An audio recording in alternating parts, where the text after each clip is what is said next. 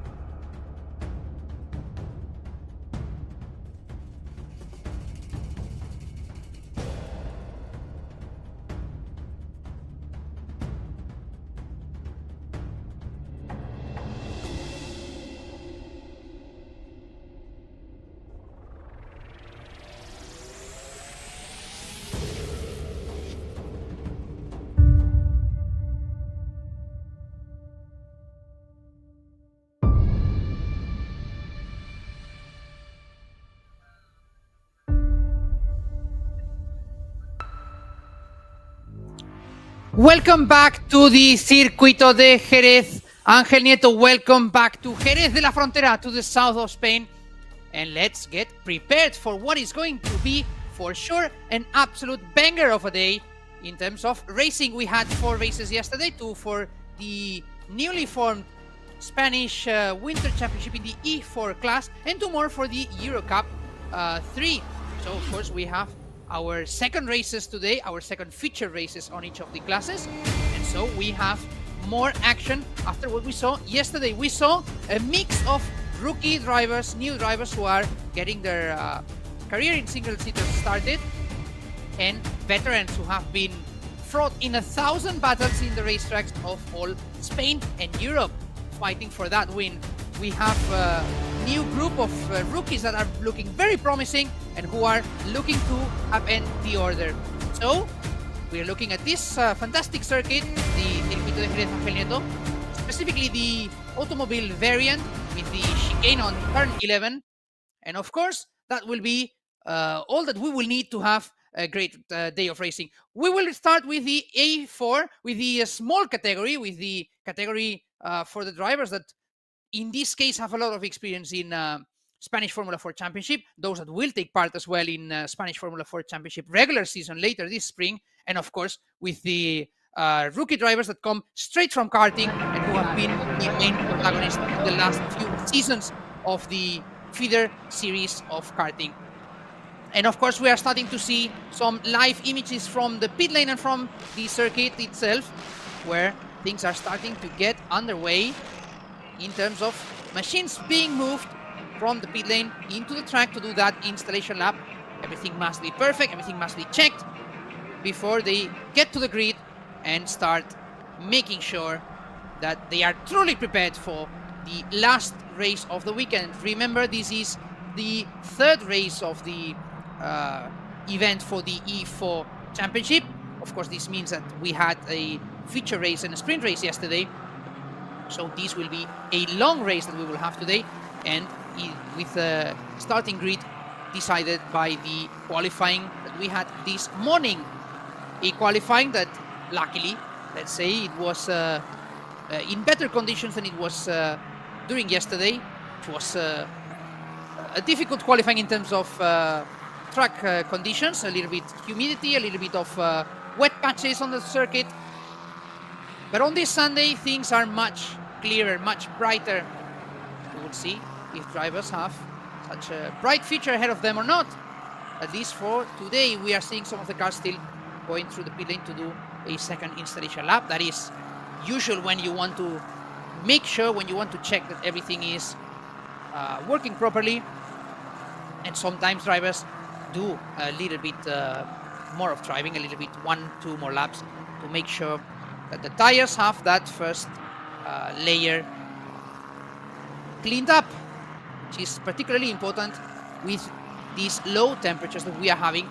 Remember, this is the Spanish Winter Championship, and therefore the temperatures are not as they would usually be when we race here, let's say in September, in October, in moments of the year where the temperatures are noticeably higher than they are today.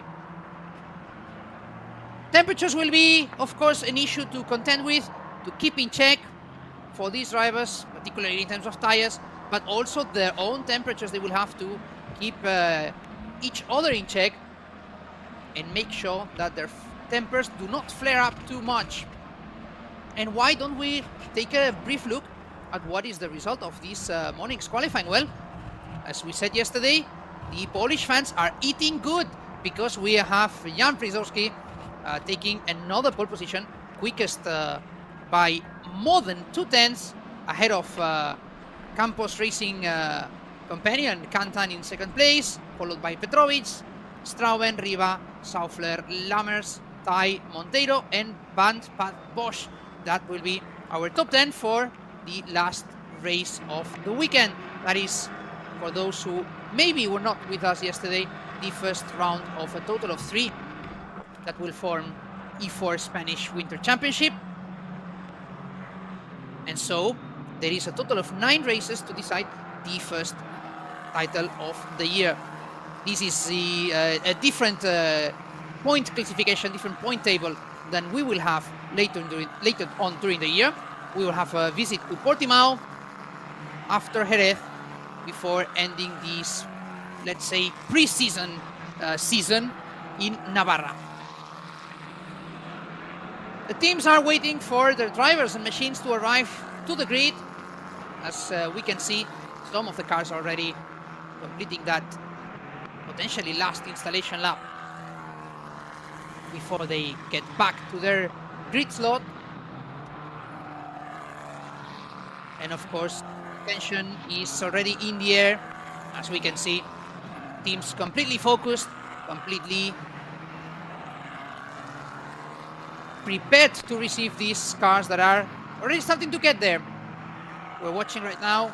That was Miguel Costa. We have the 5-minute board. So that means, drivers, you should hurry up. You do not want to wait for too long. But of course, you also do not want to wait for too long on the grid. Of course, you will allow your car temperature to go down, your engine temperature to go down, your tires temperatures to go down. And that, in these kind of conditions that are colder than usual, is also not exactly desirable. And we're watching our pole sitter, Jan Przozowski, driver for Griffin Core by Campos. And of course, one of the main protagonists from yesterday. Most notably, the driver who is currently leading the championship. And we have already our man on the field. We have Miguel Portillo waiting for us from the grid, and we will be able to listen to him and see what he can tell us. Miguel, very, very happy to see you again. And I can see from your clothes that I think it must be a little bit cold down there.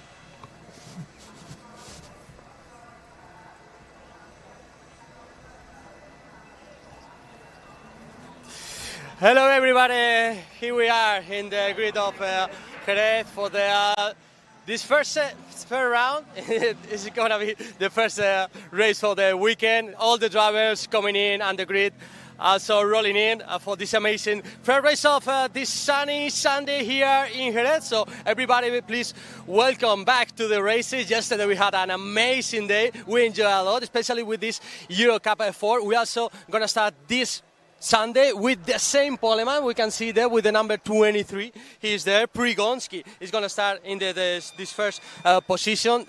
He made an absolutely brilliant lap during this qualifying. It was something kind of weird because he made his lap when we were in the middle of the qualifying. Also, we were trying to reach some degrees on the tarmac, and he made like a super lap, and nobody could reach his time. So Prigonski, the one you're watching here, everybody's saying hi and wishing good luck for the race. He's going to start in the first position. Very important.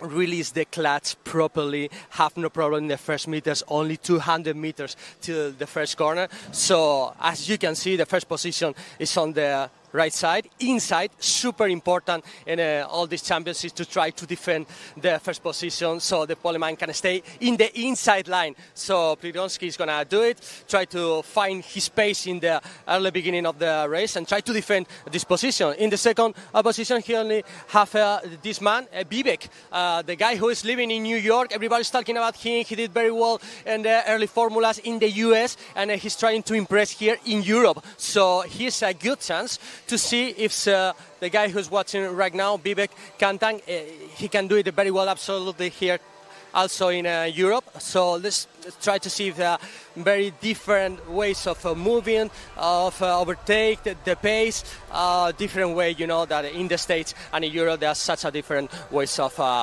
competition. So that's a good sign. And also in the third position, Petrovic is a surprise because he's with the 77 car, the 77 number in this position, and we are going to try to enjoy which is his pace, because Technicar was not in a very good pace during the whole weekend, but here for the last race of the weekend in his early lap, he also made it. We're trying to catch the poleman, but as we said, he did such a good lap, it was impossible to catch him, but third position for him. So we are going to see then the three guys, the first position in the row, fighting for the victory. Let's see. So about to start. Petrovic behind me, and the two guys in front trying to fight for this win. So, Alex, let's go. Everything about to start.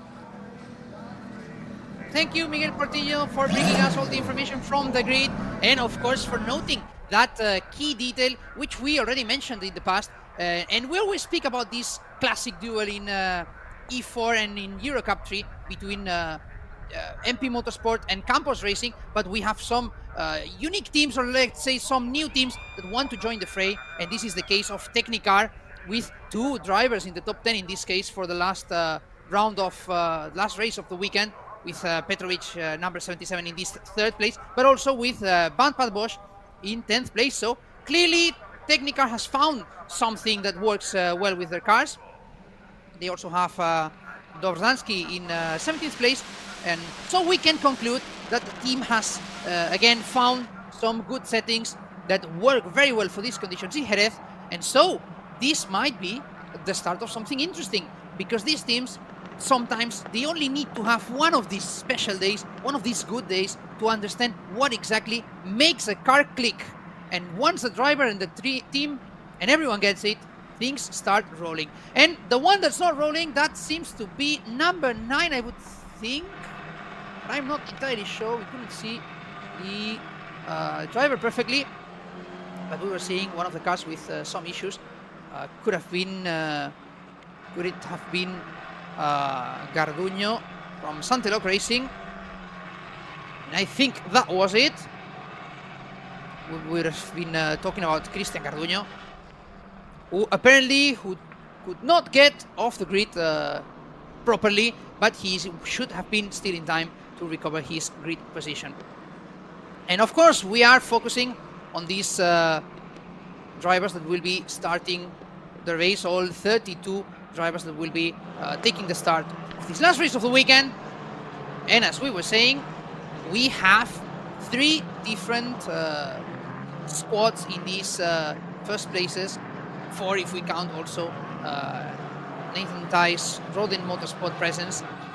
So with 4 different squads in the top 10, we should have enough variation to enjoy what will be, again, the last race of the weekend for E4. Do not forget that we still have Eurocup 3 after this. And we are in this formation lap, reaching the final sector of the track, and we have all the drivers already getting close to that critical, crucial moment, which will be the moment of the race start.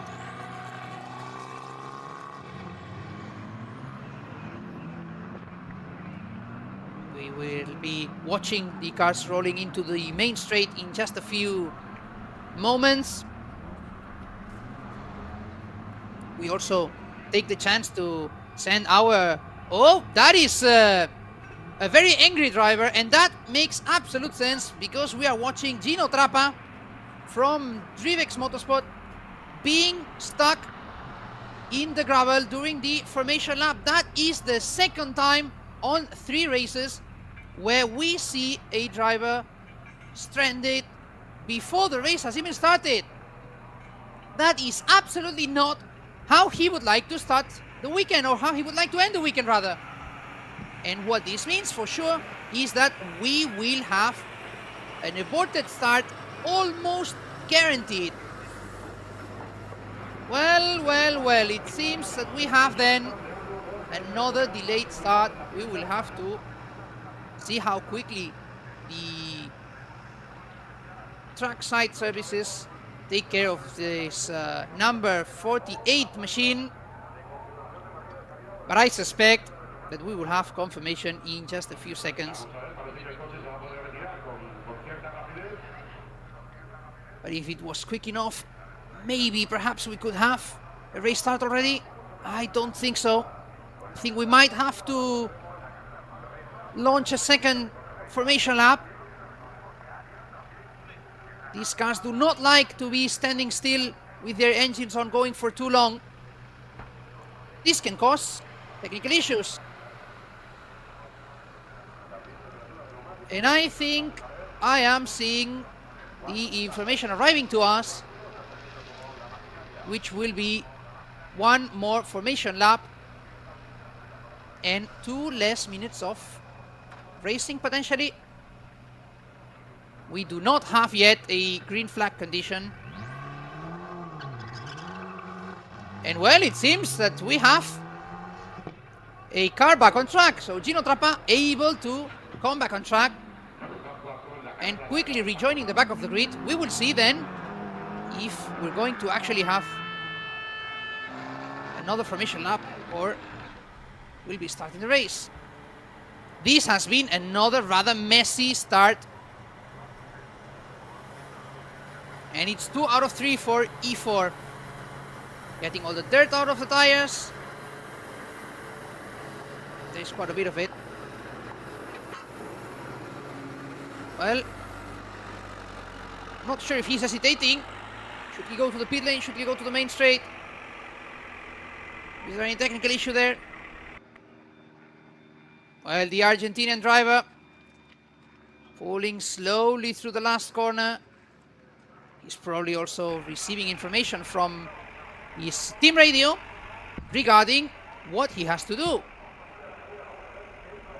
Because he needs to be told if he has to take his position. Will he regain his position on the grid? It seems that he's trying to.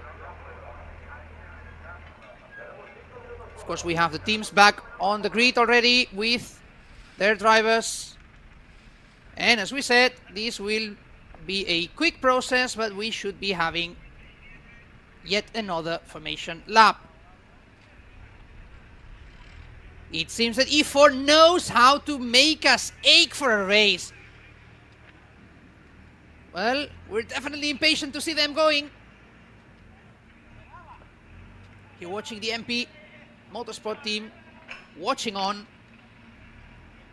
You're also seeing that was Miguel Costa starting from P16th, one of the main standouts in the world of karting over the past few seasons. That was the Cram machine number 35, belonging, of course, to the one of the few female drivers in this weekend, Aiva Anagnostiadis, the Australian.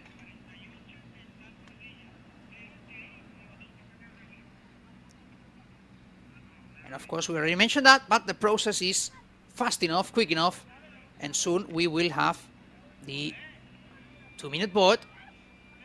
We are in many ways restarting all our systems. And hopefully, this second time there won't be another mistake being done on the installation lap. We do have to say that, and that is important in defense of any driver who may have a mistake in these conditions. Tires are suffering with temperature. The track is noticeably colder than is usual in this kind of moment of a race. Racing in Europe in winter is, after all, quite a tricky affair. We saw it yesterday, and we are seeing this today. Yesterday was Alexander Jacobi from Monlau Motorsport. Today it has been Gino Trappa from Drivex.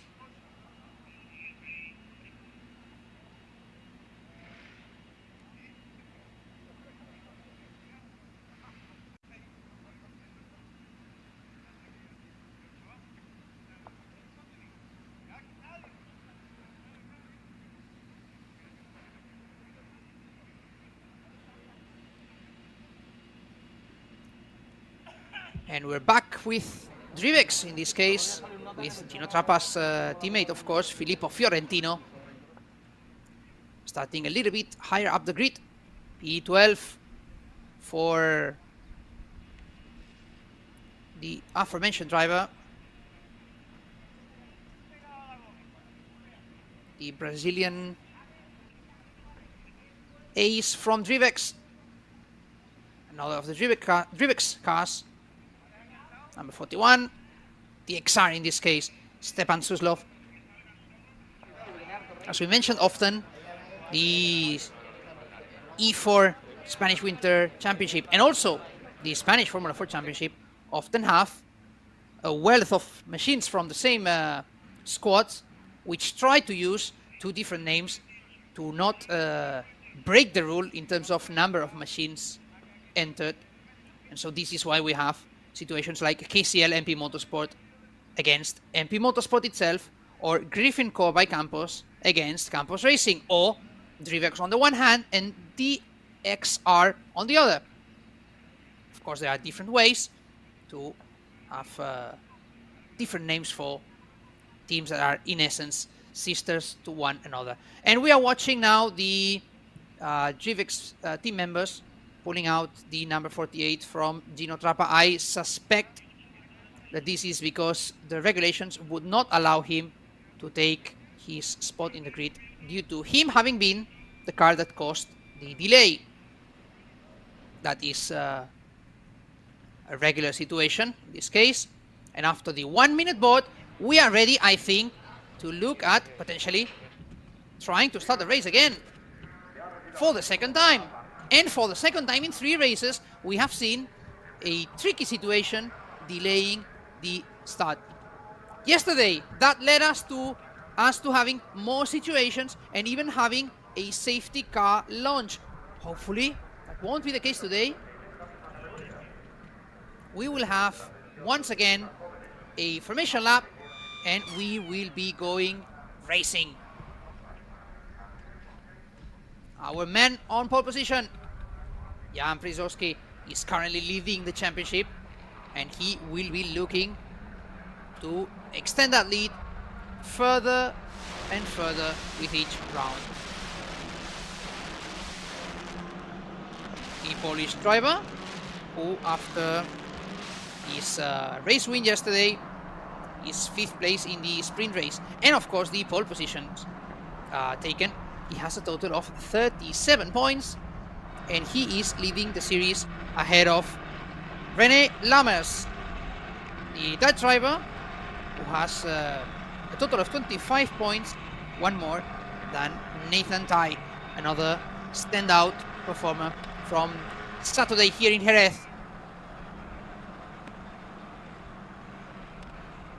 And of course, now this is the moment for drivers to make sure that the temperatures are right, in the right window, in the correct place, without making mistakes. We know that they can happen. It is normal. And especially when a driver sees that someone else does the mistake that they are fearing, I can tell you that anxiety is going to skyrocket inside a few of these cockpits. Not all of them, of course, but some of them will be pretty nervous.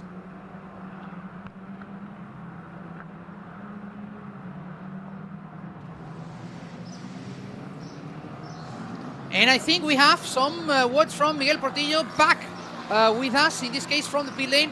Miguel, it is the second time in 3 races that we have a delayed start.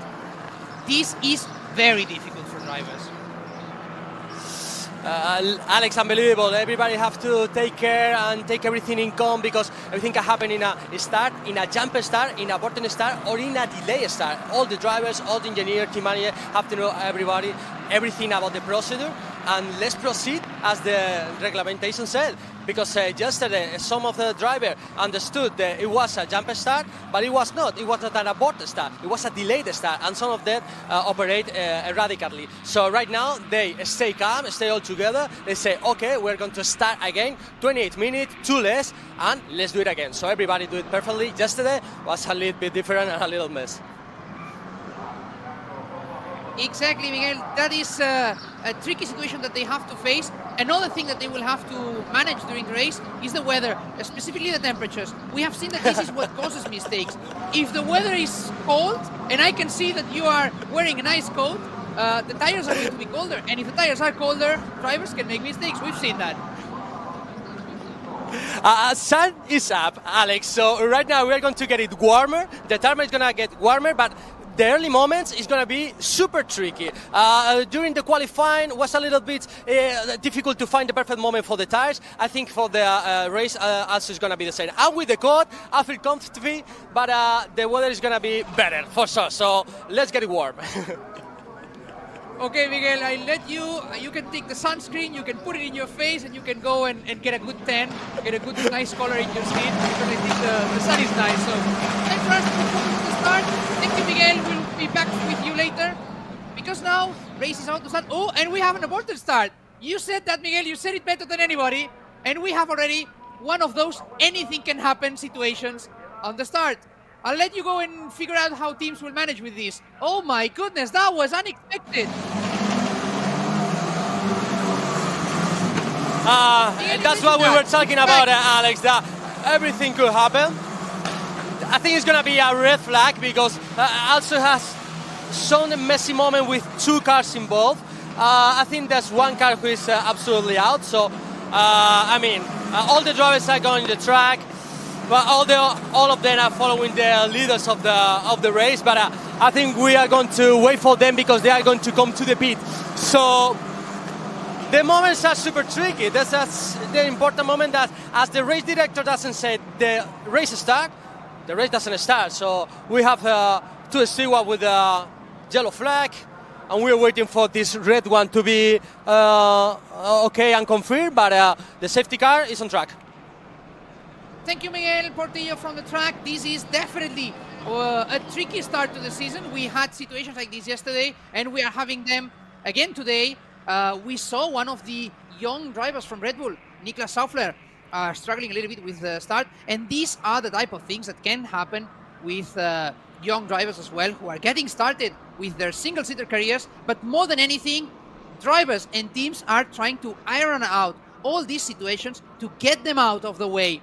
Now that this is still the Winter Championship, before the regular season comes out, and we know that even though drivers of course want to win at any single thing that they compete in, most of them are looking at the regular season as their main target for 2025. So in many ways, now is the time to make mistakes. Now is the time to have these situations so that they will happen in January, in February, in March, but not after that. So that is the goal for these drivers, for these teams.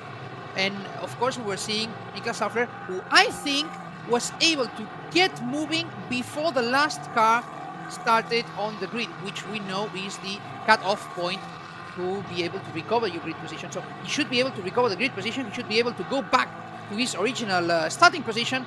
And hopefully now we will have a proper race start. We have had 2 aborted race starts, one for the problems with Gino Trappa, one with the a few drivers that had a jump start when they wouldn't have normally had one.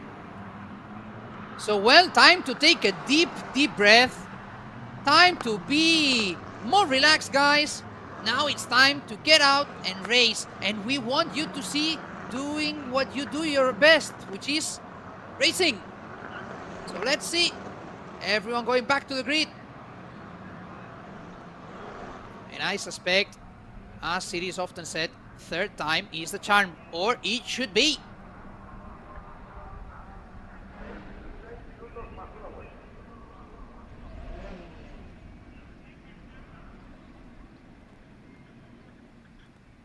So drivers are already getting back into their positions. Oh, I cannot believe it! I cannot believe this! We are having, for the 3rd consecutive time, another situation that will delay the start. This is Aiva Aragnostiadis from Cram. Another yellow flag. This is going to be the 3rd delay in 3 starting attempts. This is unbelievable. I do not recall ever having seen 3 consecutive delays like this. Wow. Now that is something that I was not expecting. And I don't think any of the drivers in this grid was expecting that.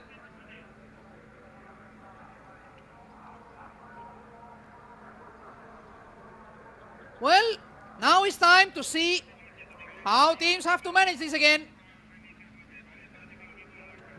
My word, this has to be a difficult situation for drivers who will be absolutely aching to go out. They are saying, please, let us race already.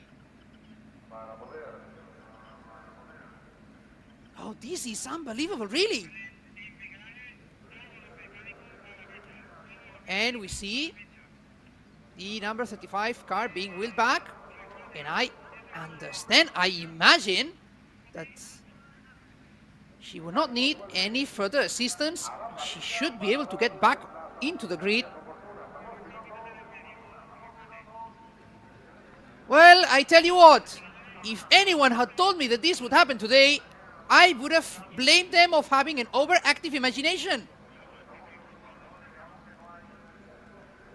And Anagnostiadis going back into the pit lane. And let's see what exactly is going to happen with that 35 car. I'm not sure if she should be allowed to start from the pit lane, of course, after everyone else is past the safety car line. Well, we have two cars starting from the pit lane. And we have our, let us not forget this, in many ways, our fourth dummy grid. I will have to apologize if I am repeating myself, but well, now this is time for drivers to take care of these temperatures, of tire temperatures. They have seen what can happen if you don't take care of them. You can make mistakes, you can spin out, even when you are going at slow speeds. Engineers taking care of the cars. And what I can absolutely tell you is that these machines will not be happy about having been standing with their engines ongoing for so long. Luckily, it's the Spanish Winter Championship. It's cold. It's not as warm as it could have been if this was June or July. But if it had been, some of these machines would have been seriously struggling with engine and gearbox temperatures. And we are watching another car being wheeled in. This is number 4, Ian Eggman.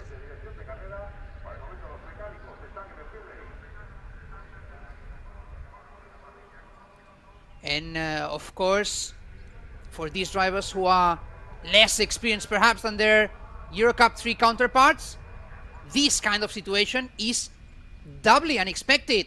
When you are a young driver, you want to go out and race. Now imagine, you are a young driver, you're on your first race weekend, you want to race, you want to prove to everyone, to your family, to your friends, to your sponsors, to your team, and to yourself that you are the best that there is in the grid, that you have what it takes to win. And then they tell you, no, you cannot race, someone spun out. And then you go again, and something happens, and you don't start. And you go a third time, and you don't start either. And you are absolutely hysterical. You just want to go out and race. I can relate to that. I can sympathize with these drivers who absolutely need to go out. They don't just want it. They need it. They were born for this. And well, we need it as well. We need those racing sensations. We need those feelings. We need to see these cars on track and not just at low speed. We want to see them dueling. We want to see them dicing it out. We want to see them slicing the air. And more than anything, we want to see them racing. Number 46 we are watching. That was Nathan Tai, one of the big names yesterday. He had a very, very good recovery race. And he scored a wealth of points that, of course, places him currently in 3rd place in the championship. 24 points for him. The British driver, who is, of course, one of the veterans in the series. We had been seeing also on the grid, as Miguel Portillo was mentioning, Vivek Kantan, one of the standouts in Saturday, and for the time being, the highest placed rookie driver. We're watching number 4, Ian Eggman, being wheeled back. I'm not sure if there is a further issue in this machine. We have to remember that these cars are not designed to have these kind of temperatures and not be moving at speed.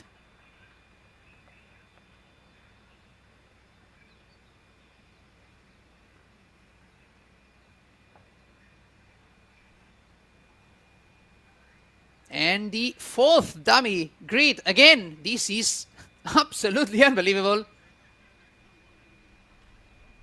But as we can see, all the team's members are managing this, frankly, quite nicely. They're being quite patient. Well, I sure hope that their patience will be rewarded with a good race. That would be the best reward, wouldn't it? And as for what does this mean in terms of race time, well, we're going down from 30-minute race to 24-minute race plus 1 lap. So we are getting closer and closer to this being maybe closer to a sprint race.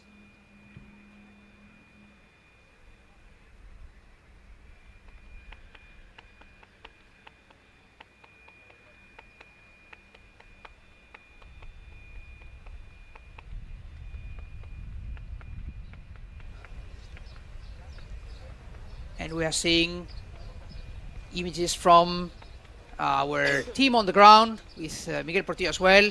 We are watching Andrea Romera from Campos Racing asking some clarifications from the race director. Well, this is of course important.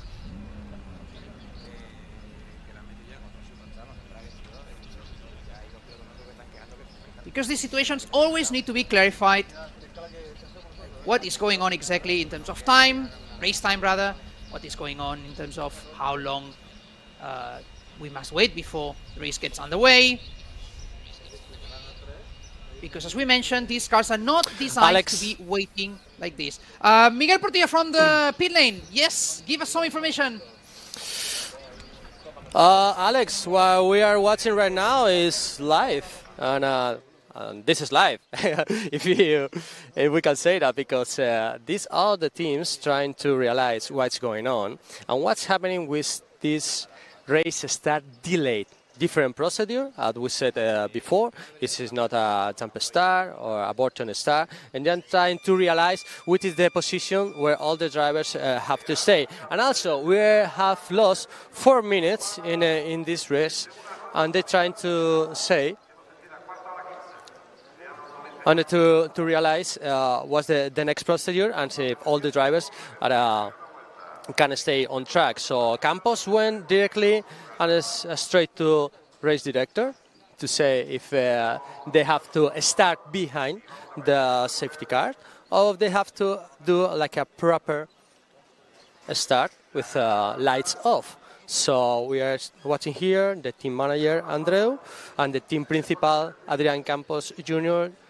have a discussion what they have to do and which is best also for the team. There's something that sometimes happens that some teams are involved and try to realize what's going on and which is the best for the driver. But in this case, it's Campos who are trying to realize what's happened. 4 minutes left. They have 2 drivers in the first position, Griffin on the first position, and in the second one, is Stanek, the guy directly for Campos. So we're watching what happened here and with Andreu and with Adrian, trying to realize which is the best procedure. But come here, no engines on, and we are waiting what's happening.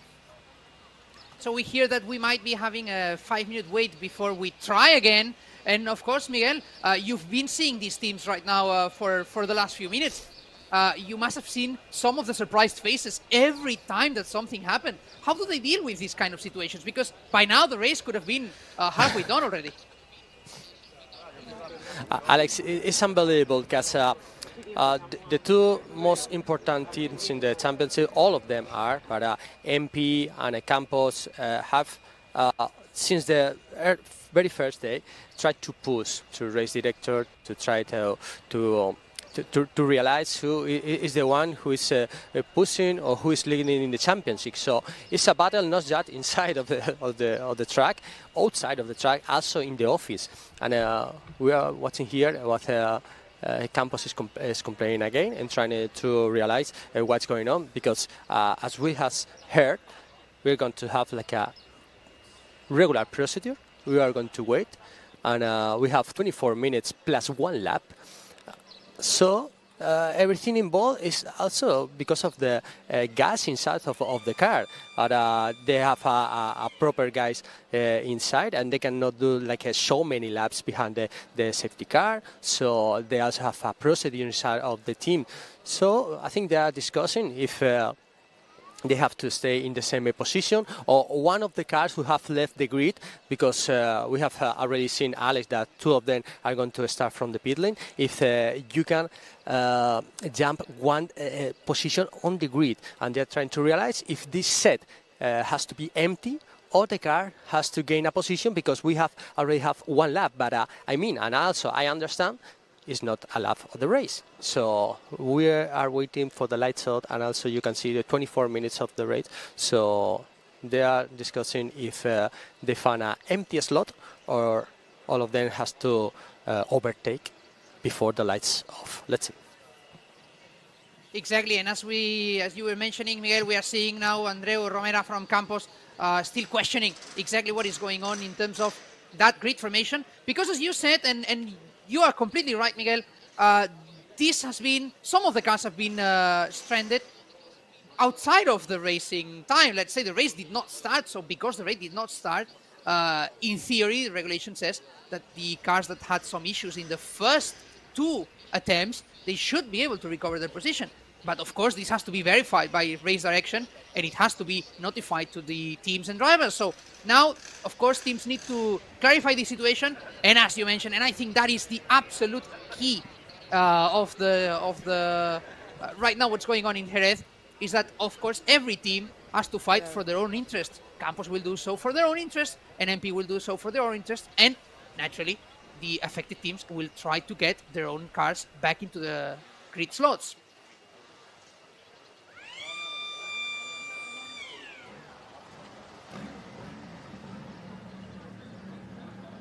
So the tension is still palpable in Jerez, but we are seeing, now that was the order to turn engines on, it's time to try once again. Well, I'm going to stay quiet. I'm not going to say this is going to be the one, because clearly that did not work before.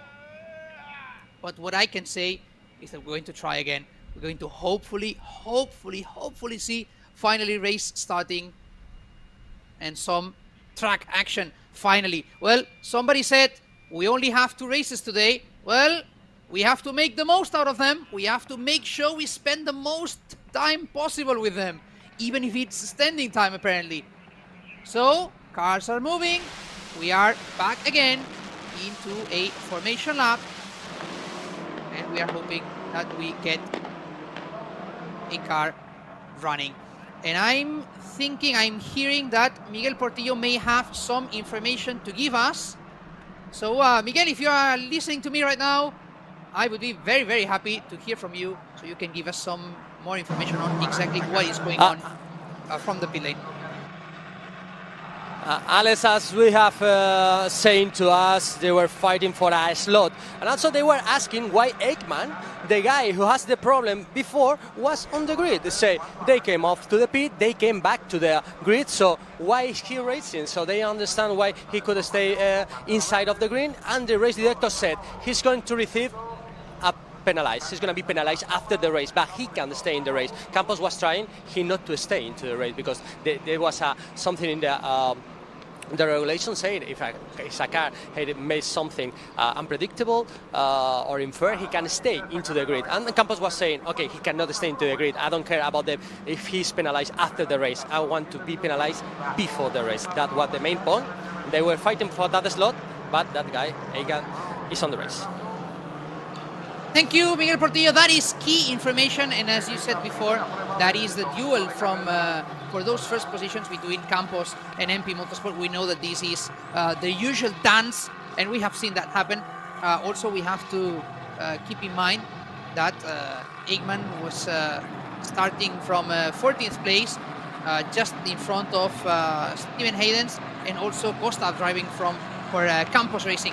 So, of course, there is some interest in there from each of the teams to have the best possible position for the drivers.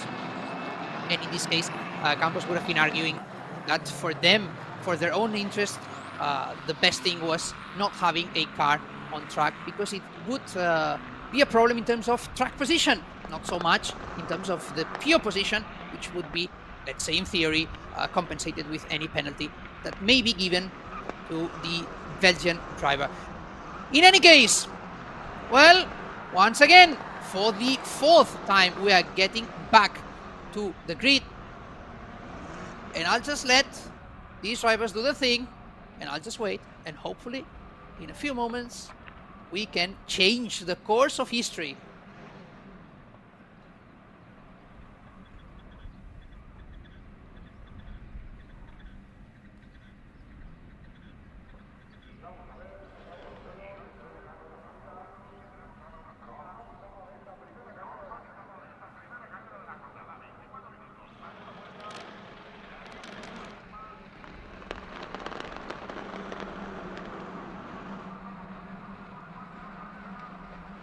And we do have a race start. Finally, we do have it.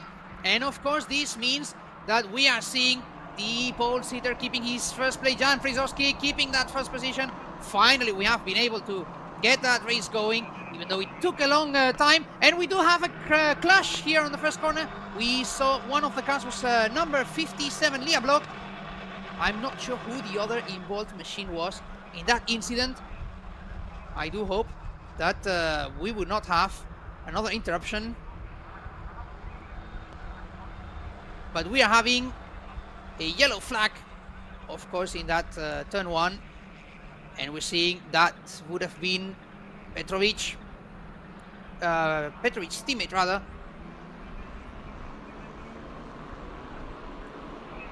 Doing this overtake attempt. But whoa, this is another problem.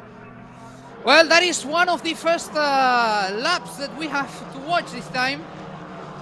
In this case, problems for Christopher Elfegali, for Red Bull Liberate Machine. The number 57, we had been seeing problems for Leah Block as well. And Miguel Portillo from the pit lane. What can you tell us, Miguel? This has been definitely a very, very eventful race. From those 4 aborted starts, or 3 aborted starts, 4th finally getting underway to a safety car now after these situations in the first lap. Well, this was not what we were expecting when we woke up this morning.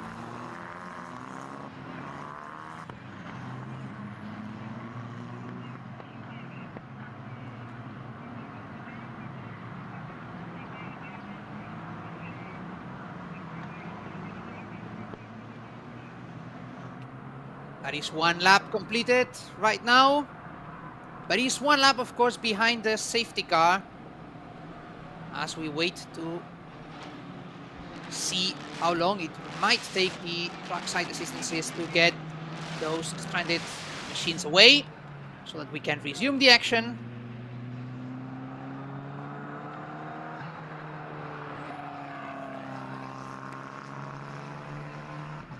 And there we go, that's the Block's machine being towed away. And that's Elfegali's car, which will have, I think, to wait for a tow to arrive and get him out of that space, which might be potentially a little bit dangerous.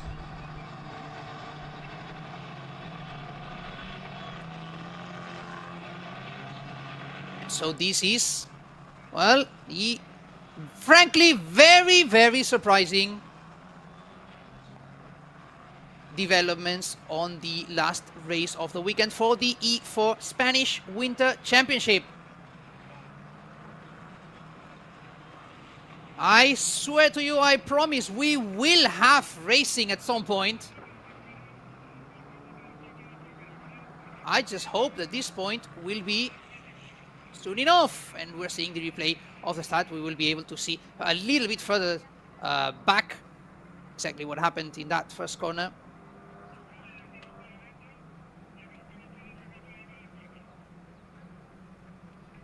So this is a usual case of what is called too many cars in too little space, and the Block was not able to avoid that contact. And well, that was... oh, that was clearly a case of having problems with tire temperatures. We mentioned that if tire temps are too low on those first corners, it is very difficult to deal with that kind of situation. You lose your grip, and then it's anybody's game. Watching the safety car still staying on track. So as we get to the last sector, we are not still getting back into the race.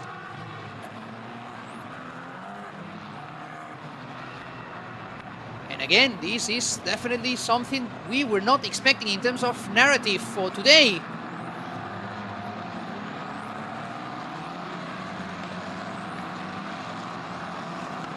But in any case, one driver who will be very happy with this, now that we are finally rolling, is Jan Przewski. Of course, he doesn't need this. He is quick enough to be able to win races without any external help, so to speak. But any less time that he has to deal with rivals and defend from them is definitely always going to be a help. So reviewing the order of the race currently, we have Przewski in that first place, followed by Kantan, Petrovic, Strauben, Tai, Riva, Lammers, Monteiro, Saufler, and Steven Haydens.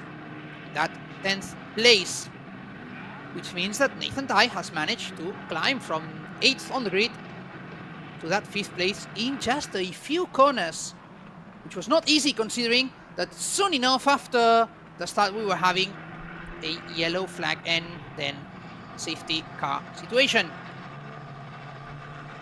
I can tell you that much. Nathan Tai may not have yet won a race this year, but he has shown that he has what it takes to overtake, maybe with more ease than any other driver so far.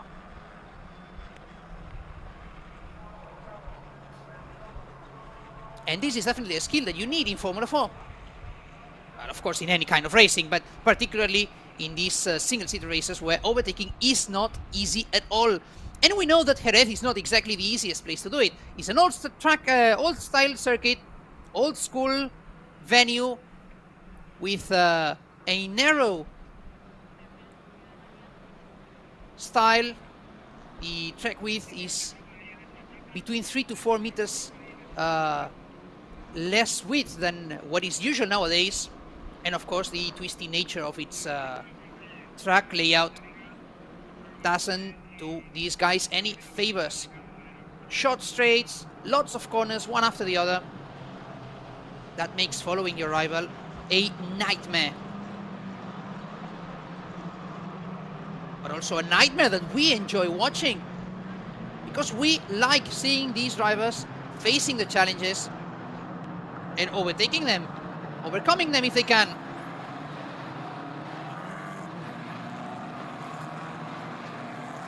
And so this is a safety car without the lights on, which means we will have a race restart with just over 16 minutes to go. We might be under 16 as we get to the start-finish line. And this is all we wanted to see. This is all we needed. We just want to see races. We just want to see as many cars as possible, all the surviving machines, going out again and racing.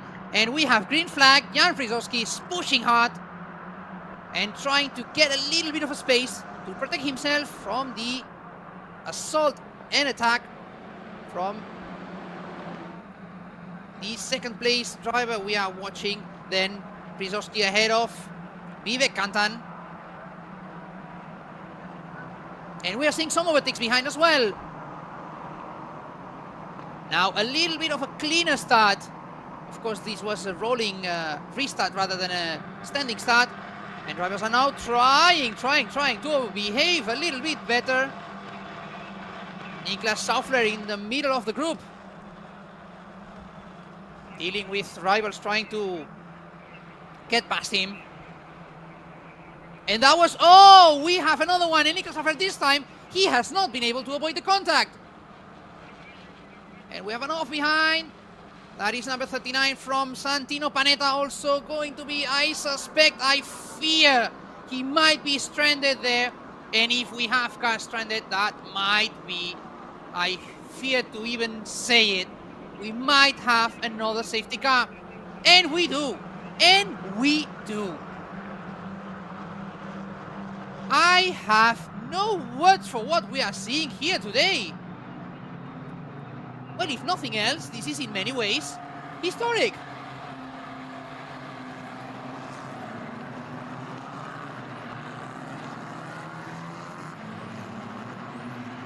That is absolutely wild.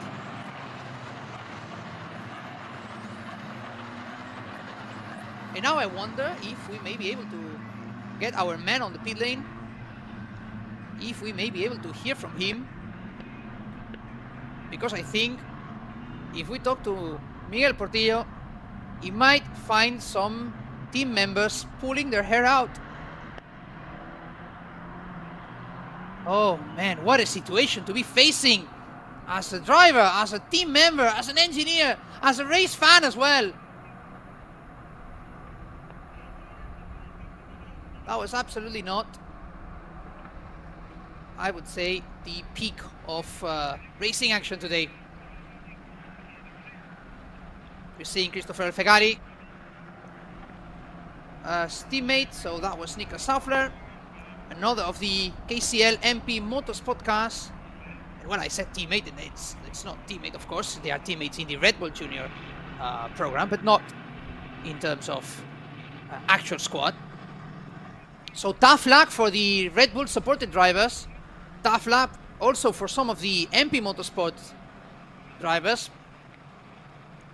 And as we saw, they are, well, dealing with the situation as best they can.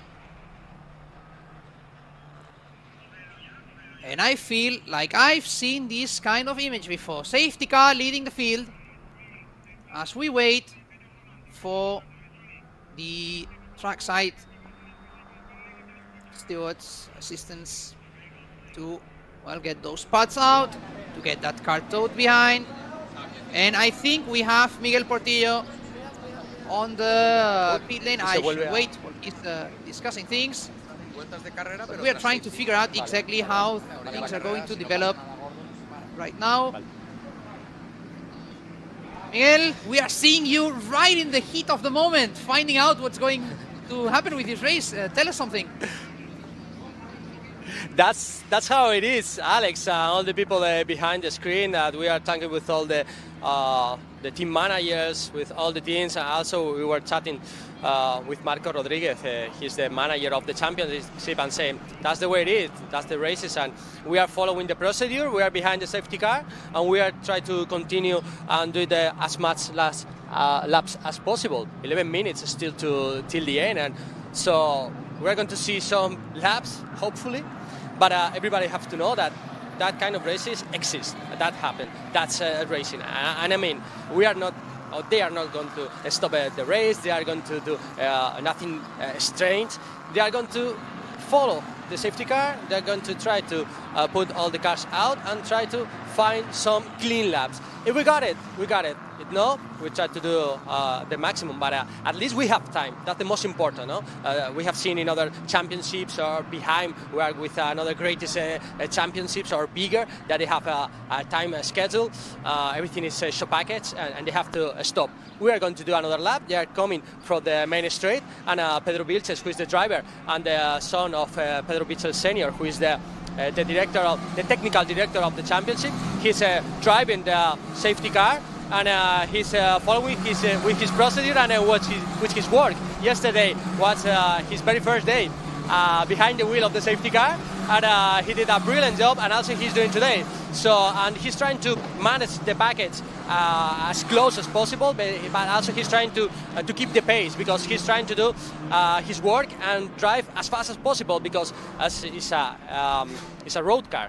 So everybody have to take in mind that it's a road car, and he cannot go as fast as a single seater. So he's continuing with his work. He's the leader right now of the race, and we're going to see, I hope, 10 more minutes of clean laps. So wait a little bit and let's see some action. Exactly, Miguel. I was going to say, if we had a point for the driver with the most laps led, he would take definitely that point today. but he's doing a great job leading that pack. And as you said, with keeping that good pace with the street car, which is not easy, or not as easy as it may seem from the outside, because when we see these safety cars, they look like they're going, relatively slowly, but they are pushing everything they have with that machine. Thank you very much, Miguel. It's great to have you on the pit lane giving us all the latest information. But more than anything, I am curious to know, how have you seen teams manage this kind of stressful situation? And when I say stressful, I don't just mean because it's stressful in per se. I mean, they want to see racing. They must be impatient to see races going on. It's unbelievable, Alex. The tension is here.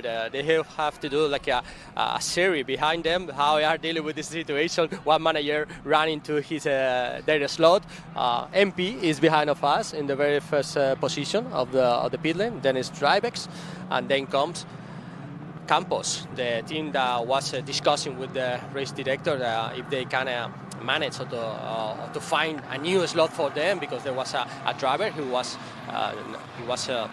not doing the proper job. I mean, coming back to the grid when they have like an issue in their car, no?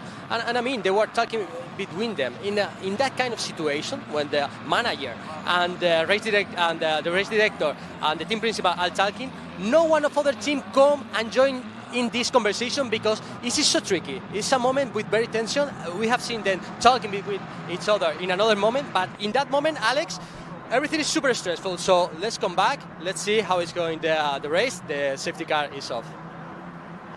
Exactly, we have the safety car back into the pit lane, and that means we are back to green flag conditions with just over 8 minutes of time ahead of us.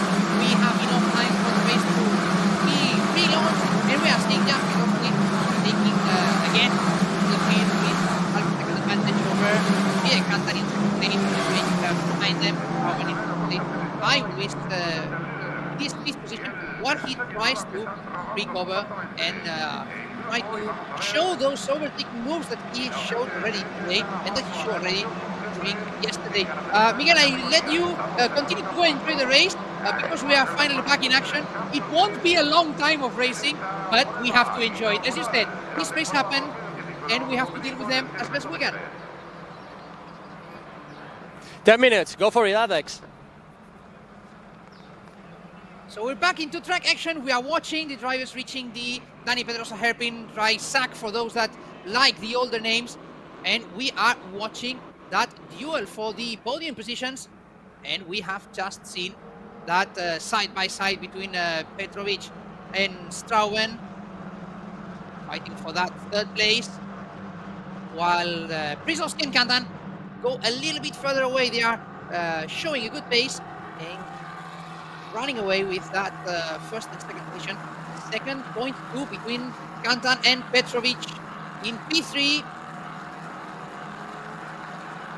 And we will not have time for a lot of laps. But that is all we have, and that is all drivers will have to be able to get the move done. And Strauben is trying right away. The time to do it is now, because, as we said before, now just over 6 minutes plus 1 lap to the finish line, to the checkered flag. And anything that you need to do, you cannot think it twice, because there isn't any more time to think. The time to think was while you were following the safety car, not now. Kantan knows the lesson. He's following Przewalski really, really close by.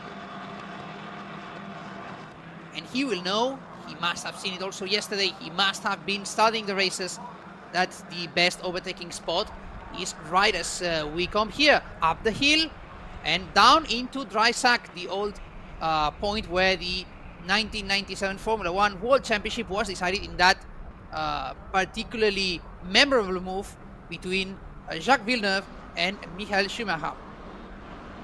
And so we have an overtake here.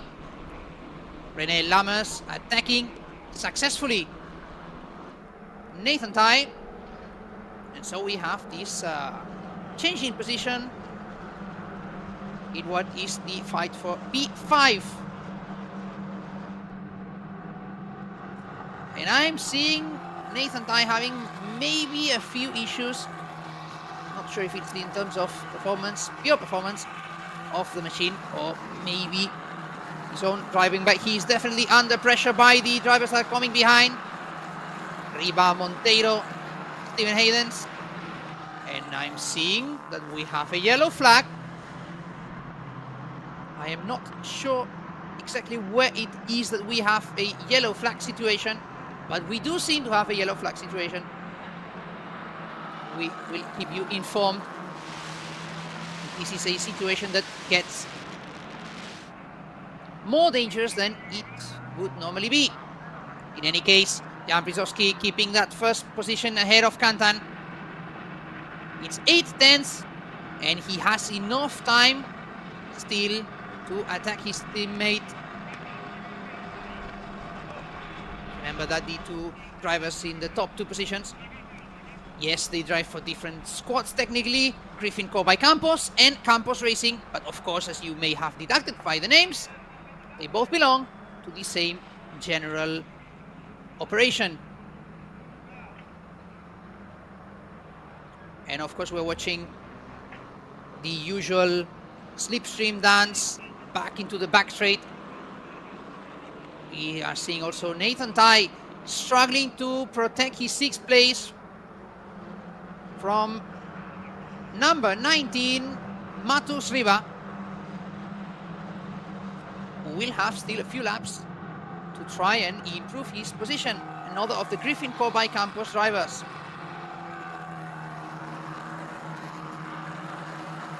And now we are focused on that fight for P3. This is Andrei Petrovic holding on to that 3rd place, holding on to that very much wanted podium position. How important would that be for Technicar to having that podium place? He is being pushed as well by Thomas Strauben. And with just under 3 minutes to go, that means we still have a few laps of racing. Well, yes, it has certainly been less than we wanted, but we have another car out of the track. That is Filippo Fiorentino. That is the Brazilian driver out of the track. That is the yellow flag that we were seeing just a few moments ago. I think he is far enough from the track that we may still have a continued race until the end. But this has certainly been a race to remember. If not so much maybe for the track action, definitely for the amount of unexpected situations we have seen.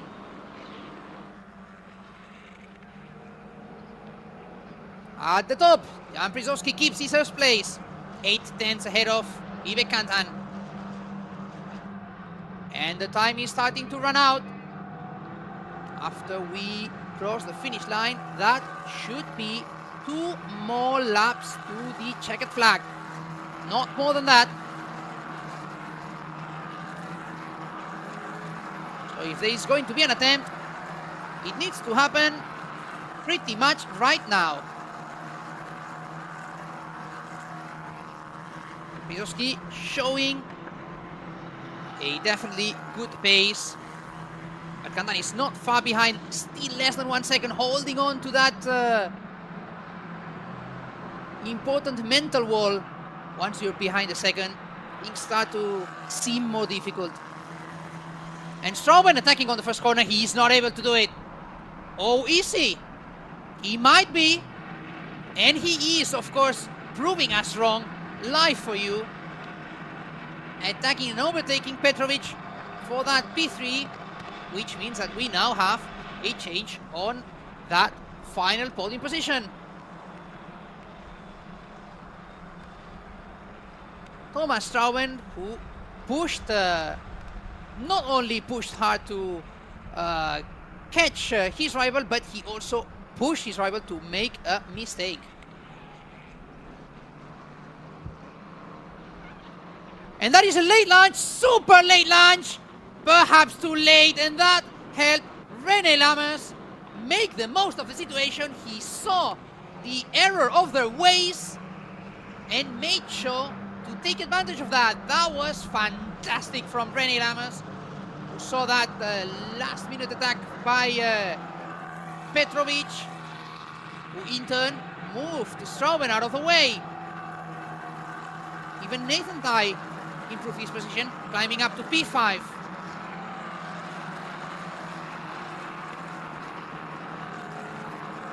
And this race is going to show us some surprises until the end, it seems. Even if it's not necessarily for the fight for the win. We are now entering what would be the last lap. Jan Brzezowski leading into the final 4.5 kilometers. With Vivek Kantan still under 9/10, it will be definitely very, very hard to reverse this situation.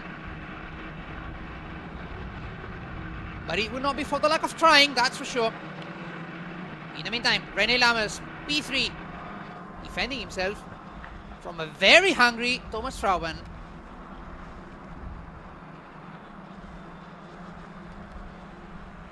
And this is probably the main fight that we might see until the checkered flag.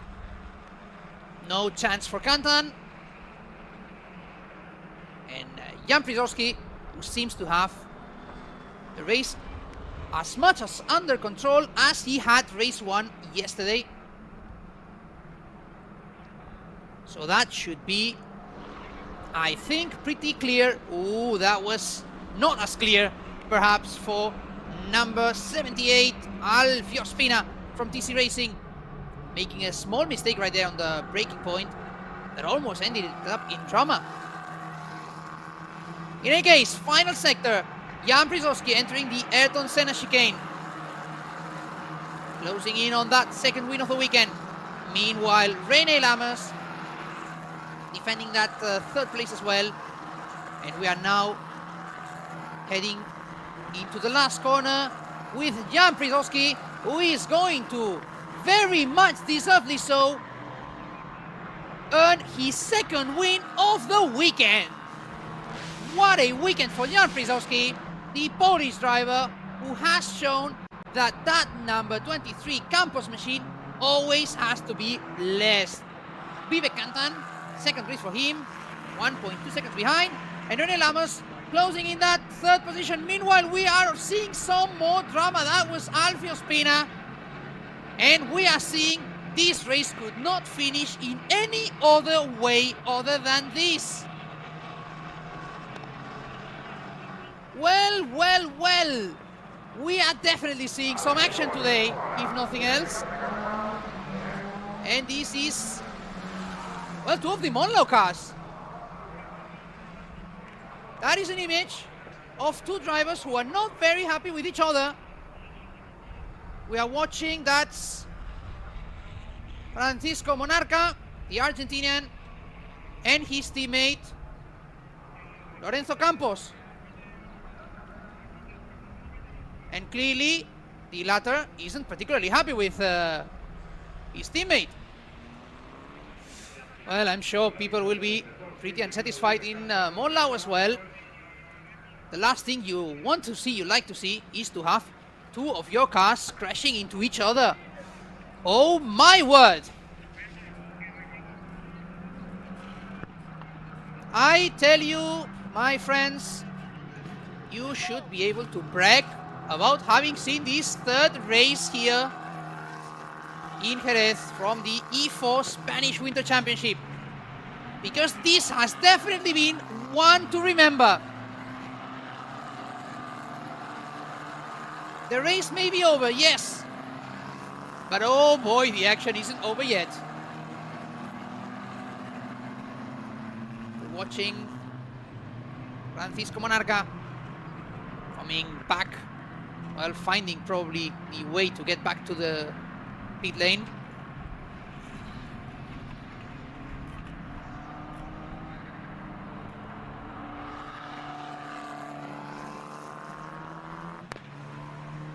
And all the drivers are getting back into the pit lane now after this cool down lap, and I think some of them definitely needed that cool down. As we see second place driver number 2 Beck. Kantan in this number 2 plate as well. He was pushing all the time as much as he could, but he was not able to challenge and beat his teammate. Third place for René Lammers. He was opportunistic.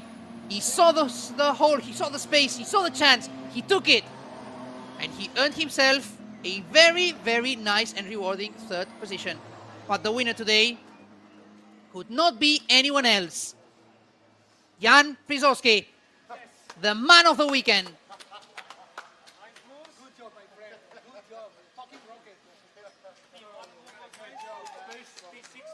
And the clapping goes for, the applause goes for his own team as well. He must be delighted, not just at his own driving, but also at the machine, clearly competitive machine that has been given to him by his team.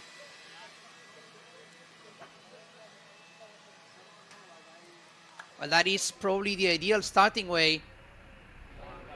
If you have to start a championship, best way to do it is with 2 wins. Well, yes, one could argue that it would have been better to have 3 victories, but I think 2 out of 3 is a very nice balance of the weekend. And it's a 1-2 for Campos in their 2 different squads, which will be a good moment for them to celebrate. And I think we will soon have our very own Miguel Portillo ready to talk to the race winner, to Jan Przewalski. We are seeing our men on the field getting ready to talk to the man of the moment. And here we go, Miguel. The floor is yours. Janek, congratulations, what a win, light to flag, everything for you. Yeah, it's been pretty decent week, double pole and win race 1 and race 2. The car was really good, the team worked really hard during the winter to have the results this year, and I feel like we've done a big one. That's the way to start the championship, like 2 qualifying, 2 poles, 2 wins. So how you feel with a almost perfect weekend? It was nearly perfect because just the sprint race I could have maybe got a podium if I was starting a bit to the front, but still I'm really happy about the performance. Little stressful, the beginning of the race, yellow flag, red flag, you keep the calm always. No, it was a bit stressful because when they went with the red lights and then delayed start, I burnt my clutch, and then I was stressed before the actual start. Congratulations, what a weekend. Thank you. So that was one of the potential keys of the race. I was mentioning Jan Przewalski, the race winner. He almost burned his clutch. It could have been a big, big risk. And that is one of those things that we normally do not keep in mind. Drivers need to keep in mind, especially when these kind of situations happen. 4 different starts and 4 different times that the clutch needs to keep that excess temperature. Wow.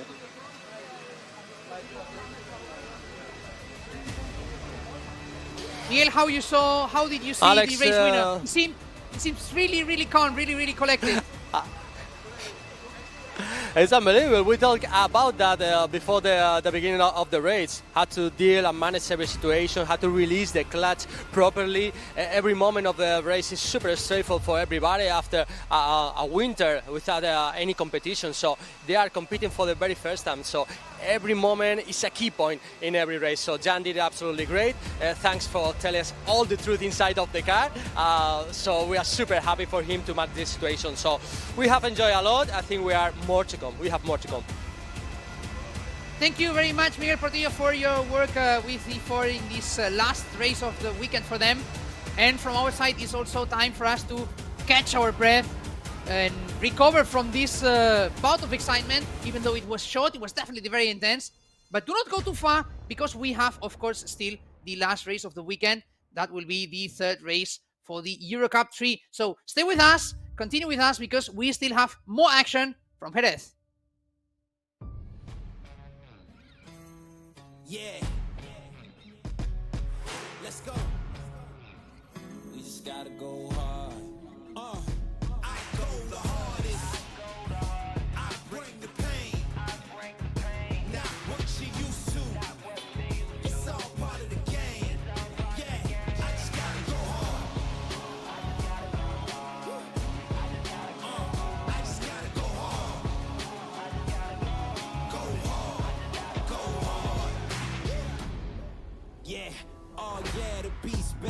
adrenaline pumping through my veins, can't relax. Original, I am not the same as these cats. I sting them if they never ever mind and they beeswax. I don't ever cap, but I'm wearing like 3 hats. Never been a rat, but I know where the cheese at. You'll never get a trophy cause they all here where we at. You better believe that. When it's all said and done, I'll still be here standing. Never took a loss and it ain't something that I'm planning. I dare you to say something. My focus is A1. Every dog has his day, it's been mine since